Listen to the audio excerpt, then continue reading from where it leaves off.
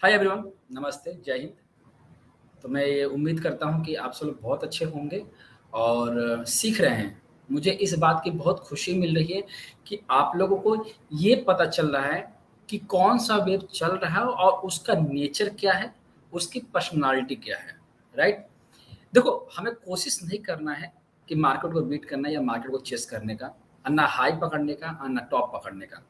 But कहीं न कहीं अगर आप मार्केट के डायरेक्शन को अच्छी तरह से जान जाते हो, तो उसके नियर अबाउट ट्रेडिंग के नियर अबाउट या फिर हाई लो के नियर अबाउट तक पहुँच सकते हो और ये पॉसिबल है एलियट वेब के थ्रू।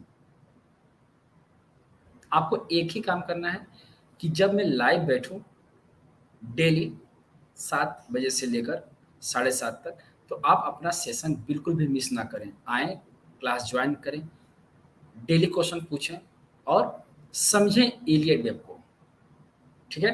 तो आइए चलते हैं, वीकली एनालिसिस करते हैं और देखा जाए कि क्या हो सकता है अगला मूव, राइट? तो निफ्टी से स्टार्ट करते हैं। ये निफ्टी का चार्ट है।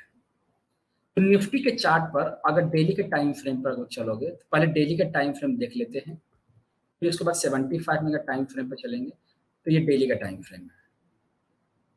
ये डेली का टाइम फ्रेम है और पिछले 2 दिनों से मार्केट गैप अप के साथ ओपन हो रहा है। तो क्या करना है पहले सुन लो। आपको बहुत सिंपल काम करना है। आपको 2 से 4 की ट्रेंड लाइन अप्लाई करनी है बस, ऐसे, ठीक है ना? जब भी आप मतलब ये ट्रेडिंग का रूल है कि आपको 2 और 4 की ट्रेंड लाइन जो है अप्लाई करना होता है, क्योंकि जब मार्केट को ट्रेंड चेंज करना होगा, तो ये 2 और 4 की ट्रेंड लाइन से ऊपर आना पड़ेगा। मतलब इस ट्रेंड लाइन से ऊपर आना पड़ेगा और इसके ऊपर क्लोजिंग देगा, तभी एक नया हाई बनेगा। मतलब उसकी पॉसिबिलिटी जो है क्रिएट हो जाएगी कि चलो जी एक नया हाई बनने के जा रहा है। बट कंडीशन यही रहेगा कि इसके ऊपर जो है क्लोजिंग आनी चाहिए, मतलब ट्रेंड लाइन के ऊपर क्लोजिंग आए तो बात बनेगी। ठीक है? तो सिंपल है, आप इसकी काउंटिंग करोगे तो मैंने पहले से ही इसको ब बता रखा हूँ कि कैसे इसकी काउंटिंग करोगे 1, 2, 3, 4, 5 और मैं आपको ये भी बता रखा हूँ कि 1 डिग्री हमारी कंप्लीट हो चुकी है।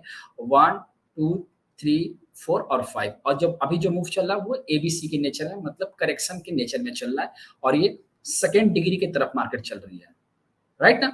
अब ये जो सेकंड डिग्री चल रहा है, यहाँ से यहाँ तक पूरा, ये पूरी सेकंड डिग्री की काउंटिंग है और इसकी हम लोग काउंटिंग करेंगे कैसे?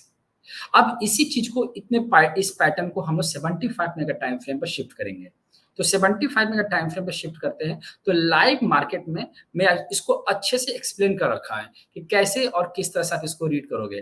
तो अब देखोगे तो निफ्टी को जो इस पूरा जो मूव है, ये वाला मूव, ये जो पूरा मूव है, इसको मैंने यहाँ पे डिस्क्राइब किया हुआ है। तो ये पूरे मूव को यहाँ से यहाँ तक जब मैंने अप्लाई किया, तो अभी तक मैं जहाँ तक मैं एनालिसिस कर पा रहा हूँ, तो अभी एक ही मूव बना है, जिसको एक कंसीडर किया जा रहा है। मतलब यहाँ से जो मूव आया है, वो एक ही मूव है और कितने मूव चाहिए हमें? 3 मूव। तो ये एक कंप्लीट हो चुका है। इसमें एबीसी इंक्लूड है। एबीसी इंक्लूड जिससे मतलब ये है कि ये जो ए बना हुआ है, इसमें ट्रिपल करेक्शन आया है। तो जब भी ये ट्रिपल करेक्शन बनता है, तो उसकी मैक्सिमम पॉसिबिलिटी क्या बनती है? मैक्सिमम पॉसिबिलिटी ये बनती है कि ये कहीं न कहीं ज़िगज़ैग में जा सकता है। ठीक है? तो अगर ये ज़िगज़ैग में जा सकता है, तो मुझे भी लग रहा है कि ज़िगज़ैग में इसलिए जाएगा क्योंकि 2 चांसेज़ हैं यहाँ पर कि अगर मैंने इसको एक्स रखा हुआ है काउंटिंग करते वक़्त, तो जब मार्केट ट्रेंड चेंज कर रहा होता है, करेक्शन से इम्पल्स की तरफ मार्केट आता है, तो अगर एक्स को क्रॉस कर गया है, एक्स के हाई को क्रॉस कर दिया, तो ट्रेंड चेंज हो सकता है। मतलब अगर ये एक्स ब्रेक करता है, तो कहीं न कहीं पॉसिबिलिटी ये हो जाएगा कि ये ट्रेंड लाइन को ब्रेक कर देगा। ये ट्रेंड लाइन को ब्रेक कर देगा और इसके ऊपर क्लोजिंग दे देगा। लेकिन जब तक एक्स ये ब्रेक नहीं करता है, कभी भी ध्यान रखना कि जब भी आप एक्स या डबल एक्स काउंट कर रहे हो अपने चार्ट पर, तो वो एक स्ट्रॉन्ग रेजिस्टेंस और सपोर्ट की तरह काम करता है। ये ब्रेक हो गया मतलब ट्रेंड पूरी तरह से चेंज हो गया। अगर आप इसको बी कंसीडर करोगे तो हो सकता है कि जो पूरा ट्रेंड है ये बी में ही चला जाए। लेकिन अगर आप एक्स रख दोगे तो एक्स का मतलब है कि करेक्शन की पूरी क्राइटेरिया को ये क्या कर चुका है, ये फुलफिल कर चुका है और ये पूरे क्राइटेरिया को कंप्लीट करके ये नए ट्रेंड में चेंज हो रहा है। तो काउंटिंग करते वक़्त एक्स कहाँ रखना है और बी कहाँ रखना है और इसको किस तरह से फॉलो करना है, ये सबसे ज़्यादा इम्पोर्टेंट है। एक्स का मतलब ये होगा कि ये मिसिंग वेव था और ये स्ट्रॉन्ग रेसिस्टेंस की तरह काम करेगा। अगर रेसिस्टेंस को फॉलो कर मतलब अगर सपोर्ट रेसिस्टेंस जानते हो तो यही आपका मेजर रेसिस्टेंस होगा।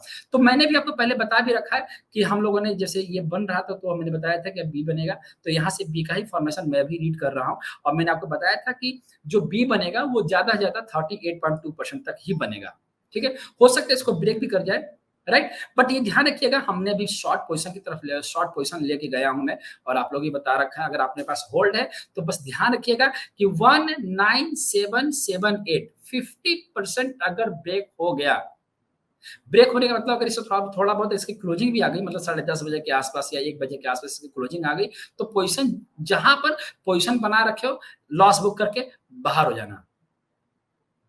अगर नहीं जाता, अगर 50% नहीं क्रॉस करता है, तो क्या करना है, ये पूरा ए बनेगा और ये प्राइस बी की तरफ है, तो ये सी जो है आपको यहाँ तक भी बन सकता है मतलब 18,930 के आसपास भी प्राइस जो है आएगा।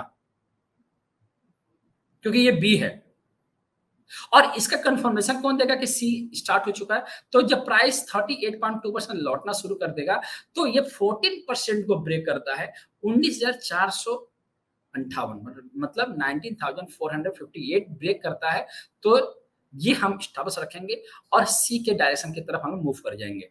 तो सी जब बनेगा, तो सी बनेगा 1, 2, 3, 4, 5 के नेचर में।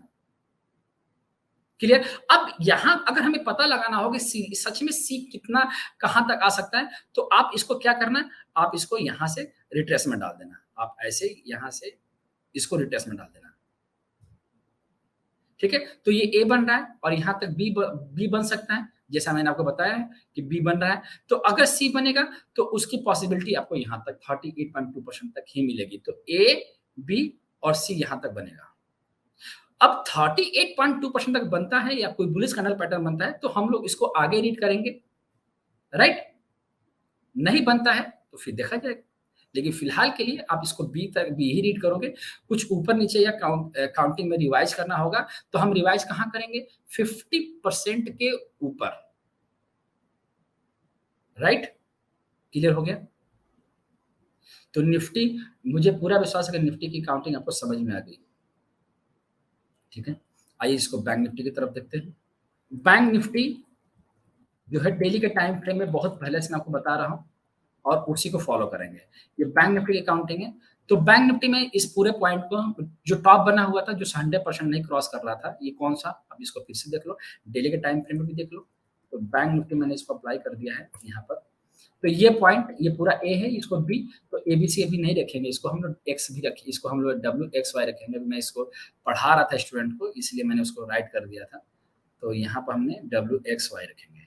ये हमारा डब्ल्यू रहेगा और ये एक्स रहेगा और प्राइस जो है वाई की तरफ मूव बनेगा आगे, ठीक है? तो इसको ऐसे हम रखेंगे डब्ल्यू-एक्स-वाई। तो अभी जो है ये एक्स, तो यहाँ जो टॉप बना है एक्स, तो इस वाले मूव को हम लोग रीड करेंगे किसके लिए? वाई के लिए। तो आइए चलते हैं इसको और इसको रीड करते हैं।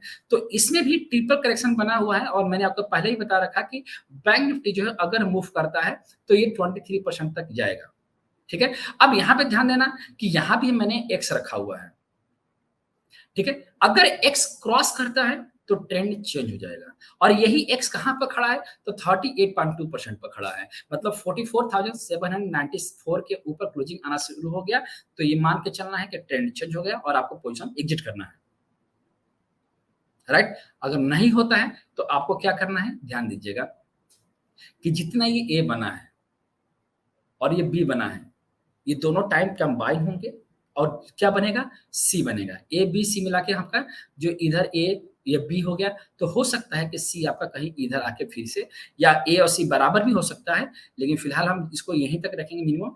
मिनिमम आपका यहाँ तक सी रखेंगे जो तकरीबन आ सकता है 43,396 मिनिमम और मैक्सिमम कितना आ जाएगा? ये यहाँ तक आ सकता है।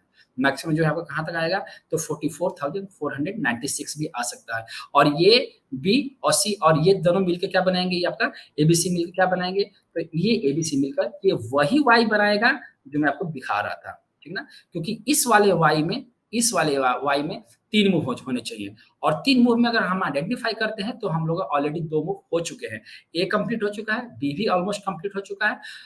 अगर स्टॉप स्टॉप लॉस ट्रिगर नहीं होता है, ये वाला स्टॉप लॉस 38.2% का, तो तीसरा मूव के लिए तैयार रहना आप, राइट? तो निफ्टी और बैंक निफ्टी क्लियर हो गया। अब हम लोग बात करेंगे फिन निफ्टी के बारे में।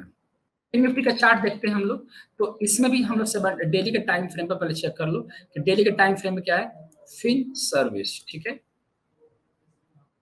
तो डेली के टाइम फ्रेम पर भी वही चीज, जो हमारा ये डब्ल्यू बना और ये एक्स बना, और प्राइस जो है आपका वाई की तरफ मूव कर रहा है, ये आपका पूरा डब्ल्यू है, ये एक्स है, और वाई प्राइस जो है लीड करेगा। डेली के टाइम फ्रेम पर ये वाई की तरफ मूव करेगा। तो कैसे मूव करेगा, हम उसको रीड करते हैं। तो ये पूरा एक्स बना, जो बन रहा था वो एक्स, तो एक्स बन चुका है, और प्राइस का जो मूव आया वो ए हम लोगों ने काउंट किया था, तो ये ए बना। और देखोगे तो जो बी बना है बहुत ज्यादा क्लस्टर बना हुआ है इधर, 38.2% का भी क्लस्टर है, 23.6% का भी क्लस्टर है, और ट्रेंड लाइन भी लगे हुए हैं। तो मुश्किल लग रहा है इसको ब्रेक करना। यही यही जो मूव है ये एक्स है, तो अगर ये ब्रेक कर देता है, प्राइस जो है 38.2% के ऊपर क्लोजिंग आना शुरू कर देता है, तो ये मान के चलना कि ट्रेंड चेंज हो गया है, मतलब अब ये अपसाइड की तरफ लीड करेगा।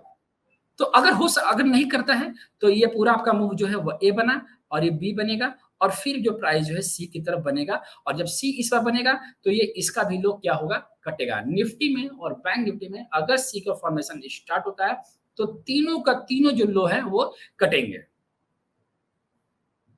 Fair enough.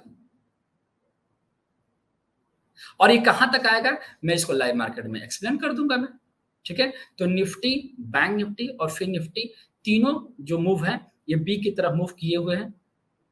अगर बी, किसी का बी चल रहा है, किसी का एक्स चल रहा है, तो अगर ये दोनों क्रॉस नहीं, ये तीनों क्रॉस नहीं कर पाना अपना जो एक्स और बी या रेसिस्टेंस जोन कह लो, तो सी के लिए हम लोग जो है इस वीक में मूव देख सकते हैं, ठीक है। और बाकी रही बात इसको एक्सप्लेन करने की, तो डेली में आपको लाइव सेशन में बैठूंगा तो मैं इसको डिस्क्राइब करता रहूंगा, ठीक है।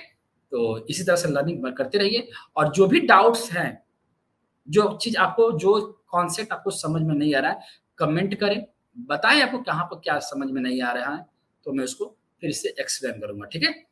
तो मिलते हैं अगले वीडियो में और लाइव क्लास में, तब तक अपना ख्याल रखिएगा। नमस्ते, जय हिंद।